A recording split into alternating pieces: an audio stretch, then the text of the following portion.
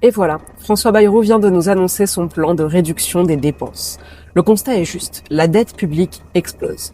Mais la faute à qui? À Emmanuel Macron. 1300 milliards d'euros de dette supplémentaire depuis qu'il est au pouvoir. C'est-à-dire que si Emmanuel Macron voulait rembourser la dette qu'il nous a coûtée, il devrait faire la plonge pendant 62 millions d'années. Alors que nous propose François Bayrou? Il dit que l'État doit montrer l'exemple. Je me réjouissais de l'entendre quand soudain, la montagne accouche d'une souris. Ça mesure que l'État ne dépense pas plus en 2026 qu'il n'a dépensé en 2025. Mais encore heureux. Le problème est qu'il devrait dépenser beaucoup moins, pas autant, surtout pas.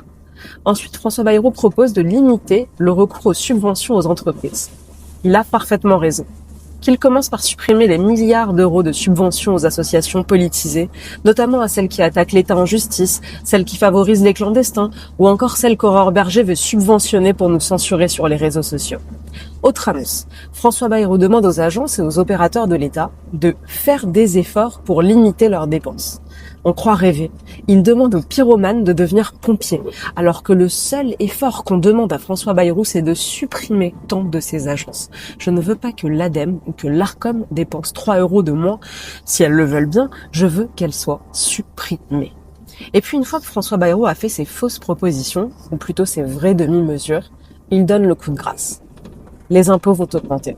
Oui. Vous avez bien entendu. Dans le pays le plus taxé du monde, le Premier ministre ose nous annoncer que nous ne payons pas assez. Il faut retenir une seule chose. Plus aucune hausse d'impôt n'est acceptable en France. Notre taux d'imposition est l'une des causes majeures de notre déclin. L'urgence, c'est de le baisser. François Bayrou va même encore plus loin. Il annonce qu'il va supprimer 2 jours fériés, le lundi de Pâques et le 8 mai. Il vous demande donc, à vous, de faire l'effort qu'il ne fait pas. Ça ne coûte pas grand-chose à François Bayrou, puisque c'est Nicolas qui paye, c'est Nicolas qui travaille. Et résultat, c'est vous qui devez passer à la caisse. On vous demande encore des sacrifices, alors que l'État ne fait aucun effort. C'est l'équivalent de la corvée que l'on pratiquait sous l'Ancien Régime. Les paysans devaient travailler quelques jours par an gratuitement pour leur seigneur. Nous, c'est déjà la moitié de l'année qu'on travaille gratuitement pour l'État. Et désormais, cela fera donc 2 jours de servage en plus à travailler la moitié de la journée pour l'État pour qu'il puisse financer les humoristes de France Inter, les subventions aux associations d'extrême gauche et l'aide au développement au Sénégal. Je veux rappeler à François Bayrou que nous faisons déjà beaucoup d'efforts, qu'à partir du 16 de chaque mois, nous ne travaillons plus pour nous, mais pour l'État. Aujourd'hui, nous sommes le 15 du mois. À partir de demain, nous travaillerons donc pour l'État et nous lui devrons 2 semaines ce mois-ci. Nos actifs sont les plus taxés du monde. Ils n'ont aucune perspective d'amélioration, aucun incitatif à créer de la richesse. Ils viennent d'entendre un Premier ministre qui voulait les faire travailler davantage tout en augmentant les impôts. Ce n'est pas compatible. Il va falloir faire un choix clair. Dépenser moins pour taxer moins, pour gagner plus. C'est à portée de main. Ce n'est pas François Bayrou qui le fera.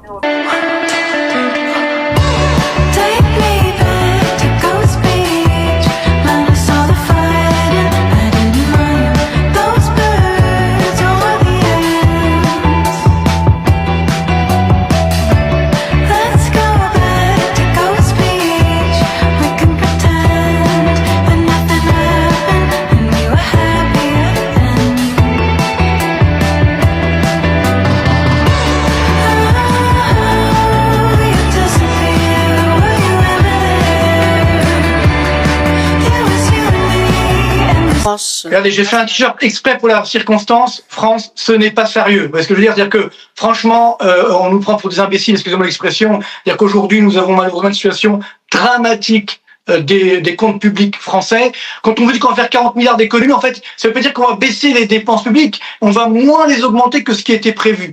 Et encore une fois, ce que j'entends, c'est que, comme vous l'avez dit à l'instant, malheureusement, on va faire payer les Français. Et ça, c'est inadmissible. Ça fait 40 ans que les Français se serrent la ceinture. C'est au pouvoir public aujourd'hui de se serrer la ceinture. J'ai appris un chiffre très très simple. Depuis 2021, ce qu'on appelle les dépenses de fonctionnement ont augmenté de 22%. 95 15 milliards d'euros d'augmentation, justement, juste pour le fonctionnement de la puissance publique.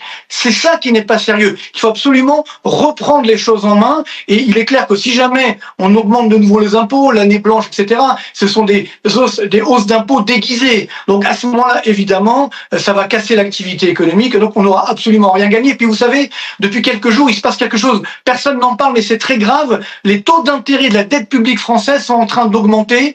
On est même passé devant les taux d'intérêt de l'Italie, ce qui est quasiment du jamais vu, si vous voulez, donc notamment sur le taux d'intérêt à 5 ans, je ne rentre pas dans le détail, mais tout ça pour dire que la charge d'intérêt de la dette va nous coûter très cher. Déjà cette année, ça va nous coûter 70 milliards d'euros, jetés par les fenêtres, juste pour le paiement d'intérêt de la dette. Et l'an prochain, ça sera autour des 100 milliards d'euros. Ouais, donc quand on dit 40 milliards d'euros d'économie, bon, ça me fait rigoler, excusez-moi l'expression encore une fois, parce que globalement aujourd'hui, nous n'avons pas, il faut prendre le taureau par les cornes, il faut changer de logiciel. Là, on est en train de prendre des mesurettes, on va enlever un petit peu à droite, rajouter un petit peu à gauche, évidemment. Regardez, sur la croissance, si la croissance baisse à 0,4%, on va perdre déjà 10 à 15 milliards. Fauteuil pour les personnes infirmes, gravement malades, en fin de vie, les cannes anglaises, le nombre si important d'aides de matériel mobilisé pour une personne gravement atteinte,